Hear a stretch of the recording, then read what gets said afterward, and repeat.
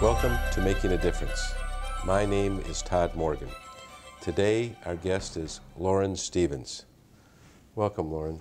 What inspired you to become involved in charity work? What inspired me to become involved in charity work, Todd, is my own family background. My great-grandparents, Israel and Bella Unterberg, came to this country, and both of them were involved in a number of charities in Manhattan. My great-grandmother, Bella, founded the 92nd Street Y. I've been there. And yes. My son went to nursery school or kindergarten. I went to nursery school. I graduated in block building. So, in any event, the 92nd Street Y is one of the great cultural institutions of the city. Absolutely. And my family has been involved on the board. We established the Unterberg Poetry Center there in honor of Bella and Israel Unterberg. And that kind of is the root of my own philanthropic endeavor. I also watched my father be very involved in Federation. He was the head of the paint and chemical division in Manhattan, and I used to watch him on the telephone, and he would do what we call dialing for dollars. And he loved that very much and was very dedicated to it. After my father passed away, my mother established a foundation at Cornell University, which is where he is an alum, in order to acquire paintings for the Johnson Museum up at Cornell. Wow. And my sister and I have continued that tradition. My sister herself is an artist and a painter. And so there is the Seymour R. Meyer Trust at Johnson Museum, which is extremely close to my heart. And I'm also an alum of Cornell. So there are two reasons why I'm involved with Cornell. Was your family in the investment banking business? My great-uncle, Clarence Unterberg, was part of C.E. Unterberg-Tobin, which was eventually merged with L.F. Rothschild. But Uncle Dutch kind of helped the family invest the money so that we could give it away for important charities.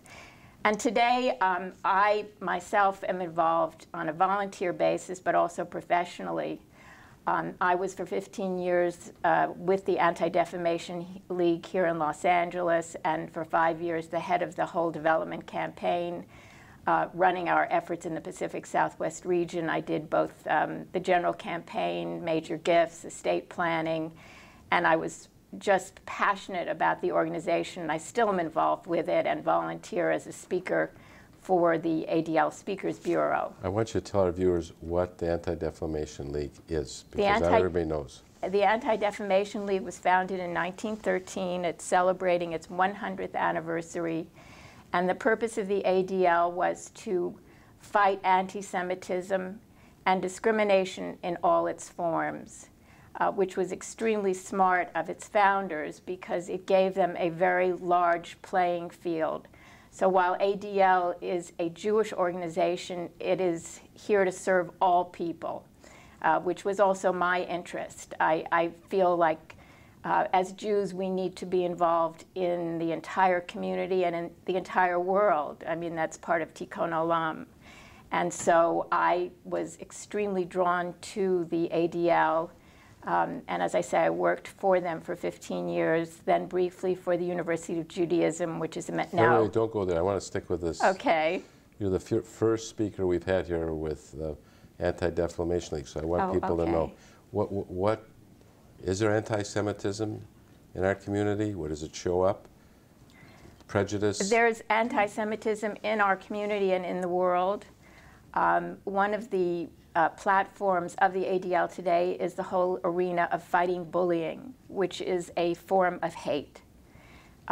We also have a program called A World of Difference, which provides teacher training on how to address issues of difference and commonality in schools. Give us some examples. Give us some examples of bullying and hate that shows up in the schools. All you have to do is look at the internet. All you have to do is look at a high school class. All you have to do is look at an 8th grade where a little girl is being picked on because she might have a different color skin or perhaps be overweight and be teased. or even be beautiful and be teased, that she's trying to show off. So how do you get involved in that? Do you teach the teachers how to handle it? We teach the teachers, we work with families, we work with teenagers. I mean, it's a very hands-on program. The World of Difference is the name of this program, which was started about 20 years ago and has really been rolled out throughout the United States and throughout the world. So this is one of the areas that is very close to my heart. Is there still a lot of anti-Semitism in this country? Absolutely. It may not be overt the way it was in 1913, but it certainly exists. Where does it show up and how does it look? It shows up when you read of individuals saying Jews have too much money, Jews are too powerful, Jews control the media, Jews control the entertainment industry. What is that, in newspapers? What is it? Newspapers, commentary, right-wing individuals, neo-Nazis. So let's say you see an article in the newspaper that somebody quoted. What do you do about it? Well, the position of the Anti-Defamation League, as with many other civil rights organizations, is to fight hate speech with good speech. So whether a opinion piece is published in a newspaper or a workshop is run, this is all a way to raise consciousness and try to change the minds and hearts of those who may be on the edge. We're never going to change everyone. We're never going to. But what do you get them to write another piece on that in the paper or wherever it comes from? Exactly, and many of the ADL leaders are extremely influential in their communities and have a bully pulpit, as it were, in order to speak out against hate. That's a great. Yes, and this is something, as I say, that's very close to my heart. More Making a Difference after this.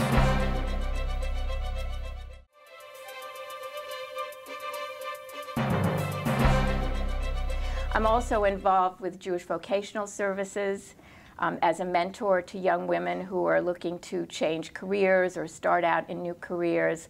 I just had a great success with a young woman who was hired by Federation to be part of their young leadership organization.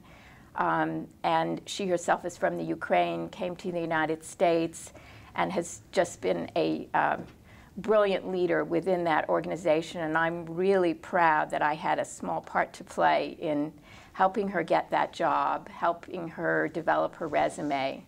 So I do both hands-on as well as distributing money as best I can with my own personal limited resources. You mentioned the University of Judaism. You were very much involved there. Right. I was involved in their estate planning efforts, but also in the school, their business administration program, which trains individuals to go into the nonprofit sector, the MBA in nonprofit management. And I created a leadership council. Michael Ziering was on the council, Jeff Glassman was on the council, many folks who were very well known as philanthropists in the community, and I was extremely lucky to have such amazing leaders, both from the Jewish and the non-Jewish community.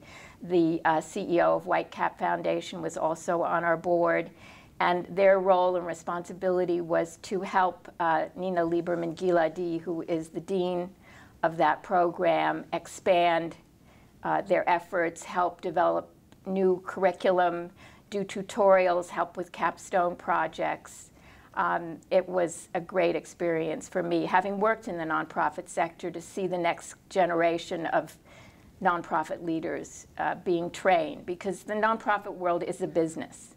You have to have all the tools and techniques necessary, as if you were going to the for-profit sector. It just happens to be called nonprofit because we don't have stockholders. Right. But we have stakeholders, which is probably the only difference today, really. So you're not at University of Judaism anymore. No. You've got your own company called Right Wisdom. So tell us about Right Wisdom. I started Right Wisdom a number of years ago, and our focus and purpose is to be ghostwriters, to help individuals who'd like to write their memoir or life story.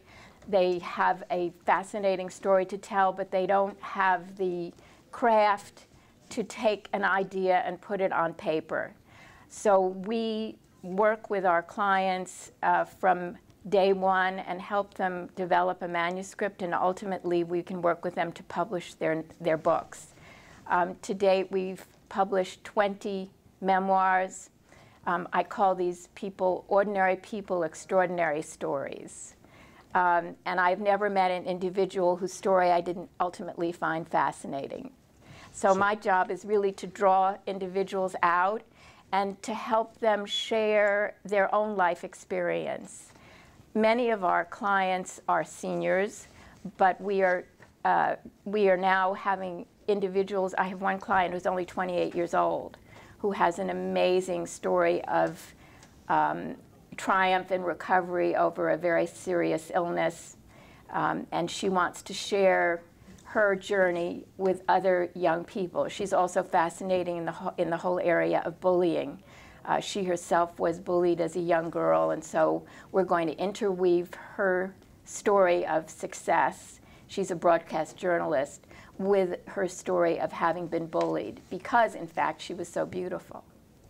So this woman's memoir, are they published? Do they go for sale? Try to hit the New York Times best? Everybody wants to be #1 on the New York Times bestseller list. But it never doesn't happen that way. But It's that mostly doesn't for happen. friends and family, That right? doesn't happen too often, not even to me, because I'm a full-time writer as well.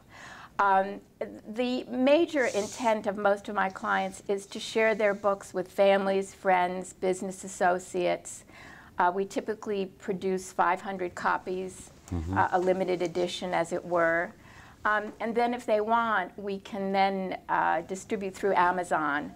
So for example, one of the books that I completed for Al Azis called Live Longer by Giving. Al originally did the book to inspire his friends in the area of philanthropy, and then we decided the book was so important that it really needed to get out there, and Amazon is a wonderful conduit. There are many others as well. All the money goes to his charity. Every book that he sells, a portion of it goes to the charity, and then he distributes it to the various philanthropic institutions with which he's associated. Vista Del Mar, Jewish Home for the Aging, the Hollenbeck Youth Center, which is a gang prevention program downtown. In fact, in 3 weeks, we will be dedicating the Al and Hetty Azis Media Center at Hollenbeck with a $2 million gift that Al has made, so that former gang members will be able to learn a skill that will get them off the street and become contributing members of our society. And I'm very proud to be part of that endeavor. That's terrific. What do you charge a family to put together a memoir? Well, it depends on how much work they want us to do. Sometimes they'll give us a completed manuscript that they want us to edit, and other times it's from the get-go. Somebody calls you and says, do one. The range would be between $15,000 and $25,000, and then the book is published. That's a separate charge, and we present a budget to them so they know exactly what they're getting into.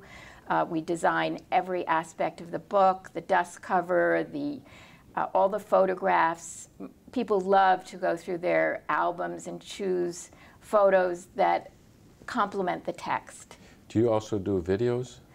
I have done videos, but I usually refer to other people to do videos. I was myself a documentary filmmaker, and so I have some skill in that area. I was nominated for an Emmy, but I've wanted to concentrate my efforts in the writing arena. So for our viewers out there that believe they've had a very interesting life, and they want to give back, but they want to pass it on to generation, yes, you would be a terrific call to make. I'm the perfect person to do that, because not only do I totally believe in philanthropy, but our motto is everyone has a story to tell.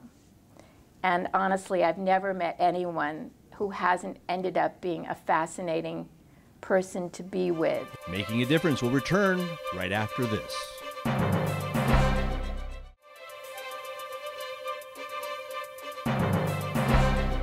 My last question. Okay, what advice would you give lay leaders about cultivating donors for their organization?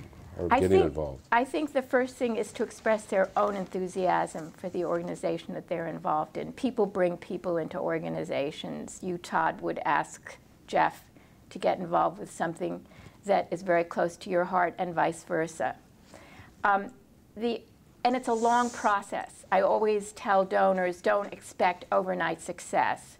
There's a theory called moves management, where you have to do 7 different activities, whether it be a letter, a telephone call, an invitation to a seminar, an invitation to a dinner honoring an individual, a hands-on look at a program that's being rolled out by the organization before you'll start really seeing response. But it will come. And the other thing that I always recommend, especially to professional fundraisers, is get to know your donor base. Get to know those individuals, even the individual who might have only given $25. That's a start. That's a person who's saying, I'm interested in what you're doing. I don't really know much about it, but I've heard about it. Pick up the phone, call that person and say, you know, I want to thank you for your gift, and I'd like to have lunch with you, and I'd like to bring one of my Board of Trustee members along with me so that the two of us can tell you a little bit more about what it is that we do. And we want to ask for your advice. That is so key. That's great advice. We want to ask for your advice. And don't expect a gift on that first meeting. How many meetings does it take to get a gift, Loren?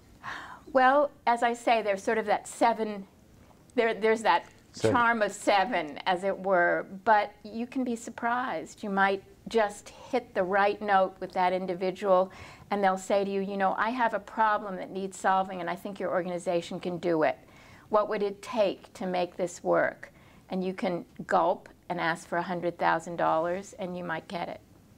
I'll bet you have. I have, and more. Loren, I want to thank you for coming today. Thank you. Thank you for all you've done. Sounds like you've had a very interesting philanthropic experiences in your life. You got great stories to tell. Somebody should write a memoir on you. Someday maybe they will. And I want to thank you for coming. Thank you so much, Todd. It's been a real pleasure. Thank you. And thank you for making a difference.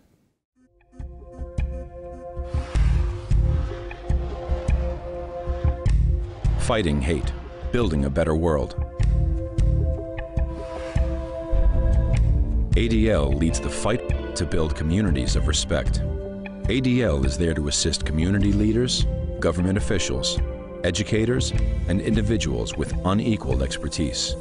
Just as importantly, our award-winning education programs help prevent hate in the future.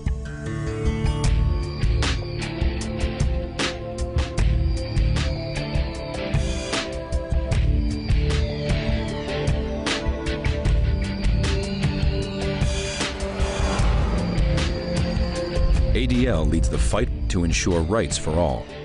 ADL leads the fight for justice for all in the courts, the public schools, the legislatures, and the public square.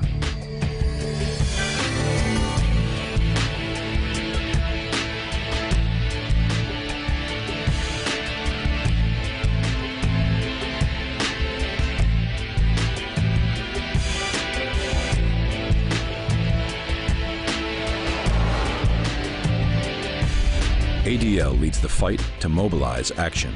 Our ongoing relationships with local, national, and world leaders make ADL a preeminent force in shaping a just society.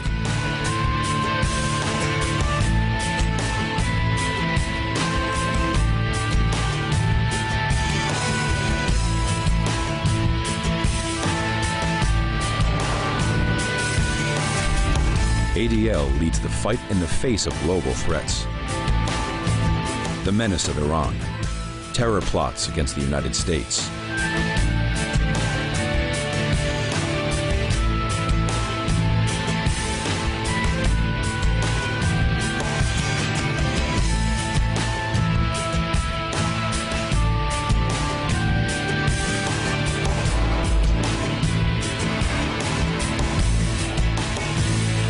help ADL fight for a better world wherever you are. Thank you for watching Making a Difference.